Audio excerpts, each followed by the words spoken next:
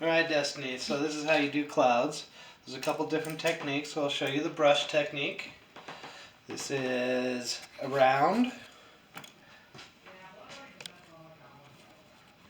Alright.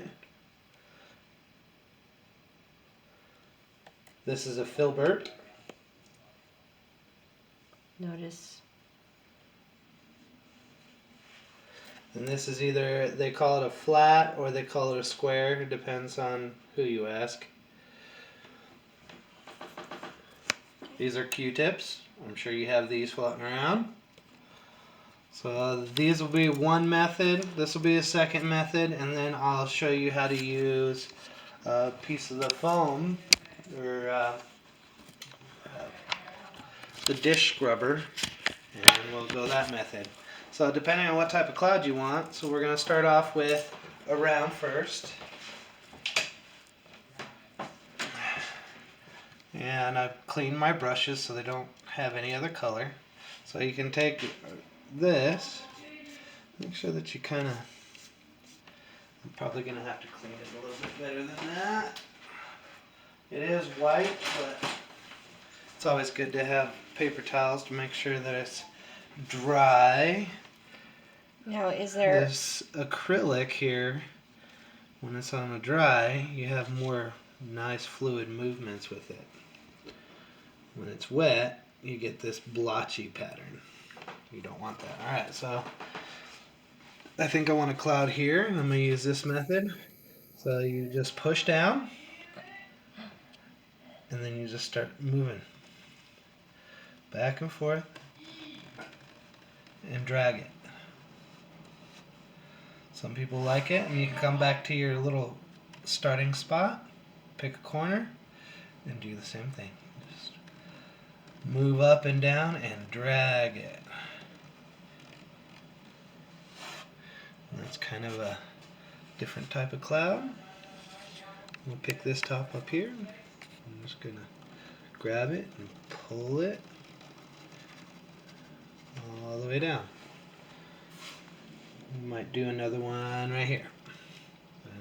Push down and then just start moving back and forth, up and down in my case, and to the side. You can roll the brush. You can add more paint, like I like this spot right here. Just push down and start dragging. Sorry about Josiah in the background. He doesn't know how to lower his volume.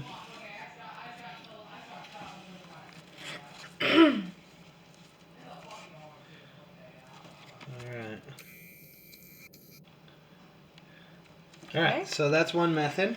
And you don't have to just pull in one direction. I like doing that so it kind of gives the illusion that everything's being blown one direction. You can do this. Grab it. In the same method. Just move it up and down. Kind of like little streamers.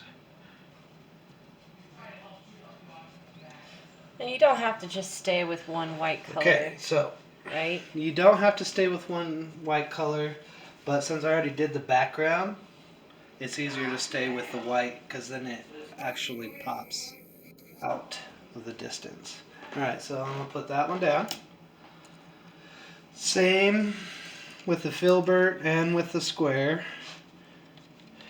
Okay.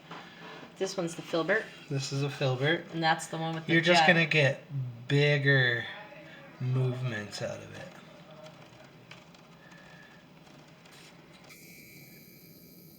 So it'll look a little bit thicker. You can turn the Filbert if you want to, and you can go all the way across. Now usually I don't use this method, but it's a good, especially we're starting out, people that are just starting to paint. It's a good method to know.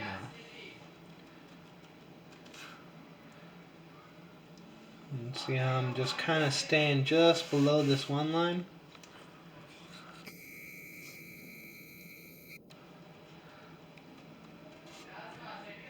keep going as far as you want.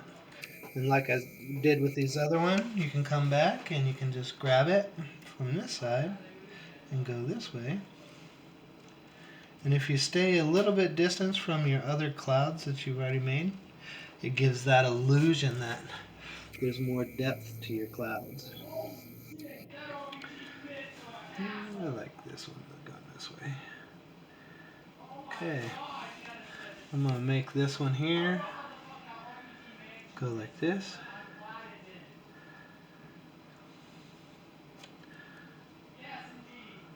Alright, so that's the filbert. Yeah, that's... And the filbert has a, so can you, the filbert has a pointed edge to it. It's rounded. It's rounded. Which one's the one? So if you can see that. Yeah. That's filbert. This one is called a round. Because the whole tip, it's like the filbert, it's rounded too. Mm-hmm. But the whole tip will fit perfectly and make these perfect little dots if you want it to. Okay. Alright. The flat. The flat is kind of got a sideways. Alright, so the way to use the flat is to come straight down, push, and then go side to side. And we'll create these nice, well, I forget the name of these clouds. Nimbulus? No, Nimbulus I think are tall. Anyways, you could tell me what type of cloud it is. But. And what's cool about using the flat is you can pick anywhere. As long as you got good hand control, you can create these little jet streams or thin wispy clouds all day long.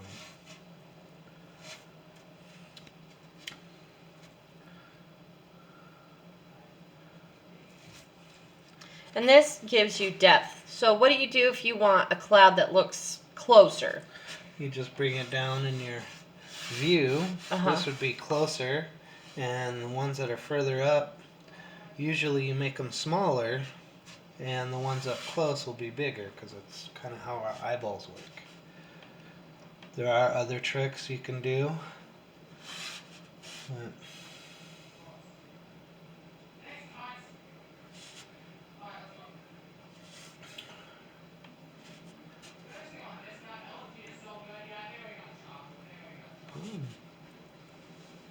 and don't worry if the picture itself grabs a couple of the strands and you accidentally put a little bit more paint than what you wanted to down. Alright, I gotta take these and I gotta put them in water because these are the only brushes that we have at this moment. So, I don't want to destroy them.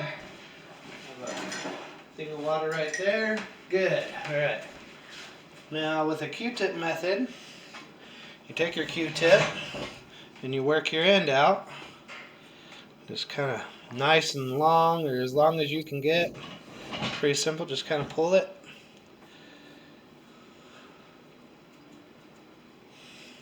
And just twist it up if you need to, or whatever.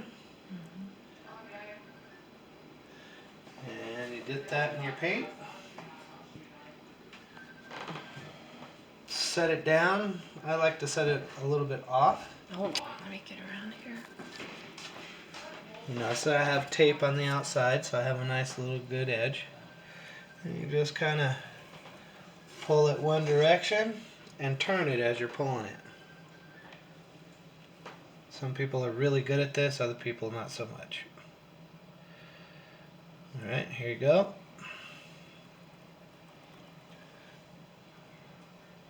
This kind of does the same thing that the flat will do, or the square will do.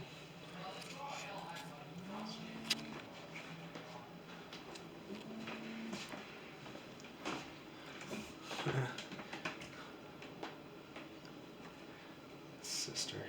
Hello? Hi, sister. Hold on, let us hit pause really quick. Okay, we're gonna hit pause, Destiny. Hold on.